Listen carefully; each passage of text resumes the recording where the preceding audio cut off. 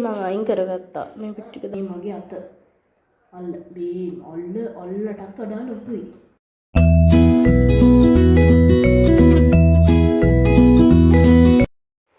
හයි කොහොමද? ඉතින් ඔන්න අද 8 වෙනි දවසේ ආරම්භය.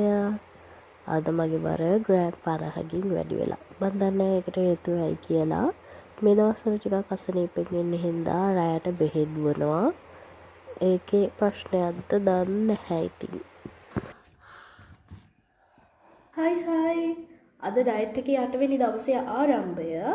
අද දැන් මම සතියක් කම්ප්ලීට් කරලා ඉවරයි. ටිකක් සනීප නැහැ, කටහඬ පොඩක් වෙනස්.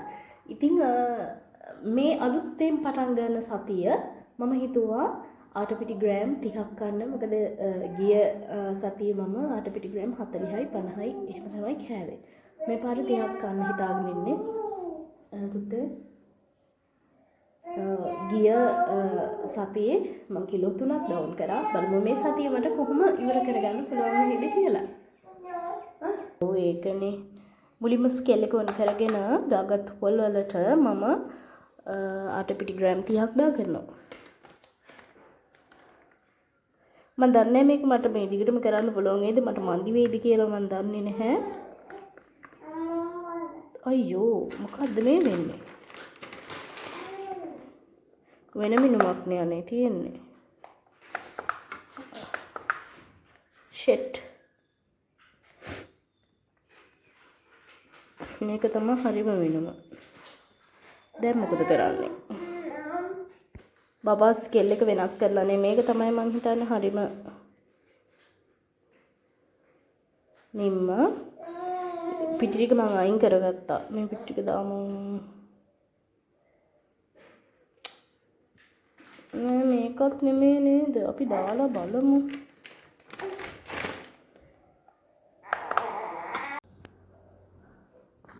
දැකනේ මොකද්ද කියලා? මම මාස කෑමක්. ඒ වුණාට මට හිතෙනවා මේකේ ලොකු කැලරිස් ප්‍රමාණයක් ඇති කියලා තියනවා කියලා. හේතුව මේක ඉතින් මාර ස්වීට් නේ.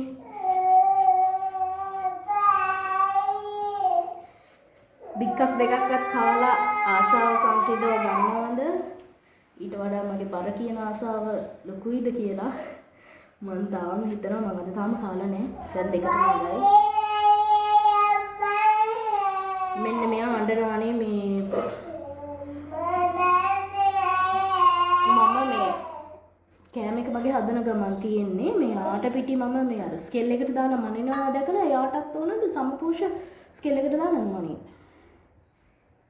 ආස්ති කරන්නේ කෑම නැහැනේ. ඒකයි යන්නේ. එනේ මෙතනින් හිටගන්න.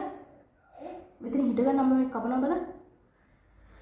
මම රසයි මේක මාර සුවඳයි. දරාගෙන ඉඳලා 30 කොහෙන් හරි හොයාගෙනම කනවාද කියලා මම මේ හිතේ. එහෙම කරමු නේද? නැත්තම් මම දන්නවා අද තිබ්බ බරටත් වඩා වැඩි වෙනවා මේකේ. එක බික්ක කරි මම කෑවොත්. ඒකද මම මේක කන්නේ නැහැ. ලොකු කෑල්ලක් එහා පැත්තේ දාලා අංකල් දුන්නේ. මේකේ අර වටේ තියෙන මදුරුත් එක්ක මේ ඉදිලා ඒ සස්සයි පුතේ රසයිද? මෙයාගේ ෆස්ට් ටයිම් මං හිතන්නේ මේ මෙහෙම කන මේ බර කකන්න. අපච්චි ගිහුවා අපච්චිට ෆ්‍රිජ් එකේ දාලා අරන් තියන්න කියලා අපි අපච්චිට මේ ටික ඔක්කොම ලෙහමු. රොටි ඉදෙනකම් මම මේ ටික ලෙහනවා. කන්නේ නැහැ. එකක්වත් කන්නේ නැහැ.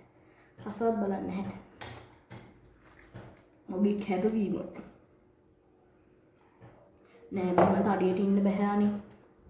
උගලොත් මං හිතන විදිහට හිතන්න. බබාව තව ටික දවසකින් ස්කූල් දානවා.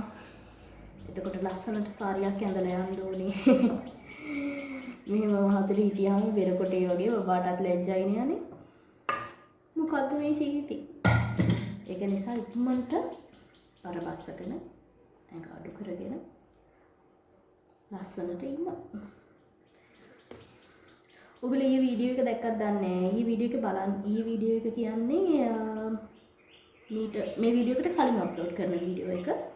ඒක මම මේ අවුරුදු උත්සවයකට ගියා මේ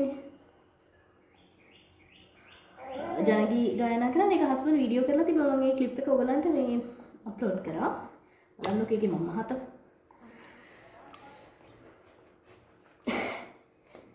කිට්ටු වෙලත් ඔයගලන්ට මම ෆොටෝ එකක් දාන්න.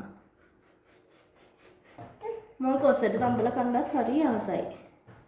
ඒ වුණාට මට ඒක කරන්න වෙන්නේ නැහැ. කරන්න දෙයක් නැහැ ඉතින්. ඕවා කාලා තමයි මේ මහත් වෙලා ඉන්නේ.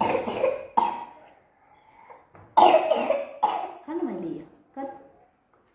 අම්බෝ මේකක සයිස් එක මම ඔයගොල්ලන්ට පෙන්නන්නම්. මේ මගේ අත. අල්ල අල්ලටත් වඩා ලොකුයි. අම්බෝ මම මෙච්චර ලොකු ඒවා දැක්කම. ඩීක පිච්චර්. ඉතින් මෙහෙම තමයි අද මගේ කෑම එක තියෙන්නේ. දැන් කන්න තමයි තියෙන්නේ. මේ ජම්බෝ පීනට් පැකට් එකක් තියෙන්නේ හස්බන්ඩ් ඊයේ වැඩ ඇරලා එනකොට ගෙනාවේ. ඒක මම තියාගත්ත අද කන්න. මේක තියෙන්නේ ග්‍රෑම් 15යි. මම හිතනවා ඩයට් එකට හොඳ ඇති කියලා. ඒක නිසා මම කනවා. මෙතන ආට රොටි දෙකක් තියෙනවා. වෙනදට වඩා පොඩි ප්‍රමාණයක් තමයි මෙතන මේ ආටා රොටි තියෙන්නේ. මට ඒක අර හදනකොට අතට තේරෙනවානේ. මේ ඒ වුණාට මේ මට හරියට මෙෂර් කරගන්න බැරි වුණා. බබා ස්කේල් එක වෙනස් කරලානේ. දැන් ඉතින් කන්නයි තියෙන්නේ. බබා